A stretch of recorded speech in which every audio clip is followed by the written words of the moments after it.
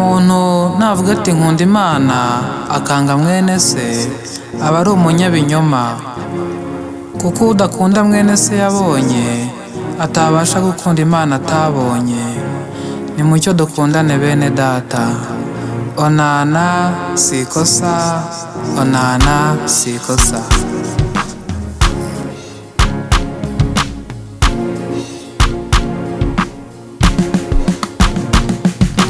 Nisanze nkunda umuntu ntazi, nisanze nkunda umuntu ntamenye, nisanze nkunda umuntu ntazi, nisanze nkunda umuntu ntamenye, nisanze nkunda umuntu ntazi, nisanze nkunda umuntu ntamenye, nisanze nkunda umuntu ntazi, nisanze nkunda umuntu ntamenye.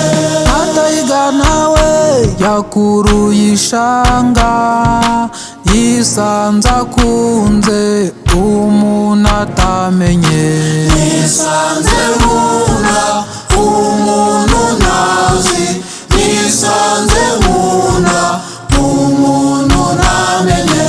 Ababigi inaki ghetto youth, ghetto youth, twisanze dukunda ponda tiwitabagwe, nisanze nkunda umuntu ntazi, nisanze nkunda umuntu ntamenye.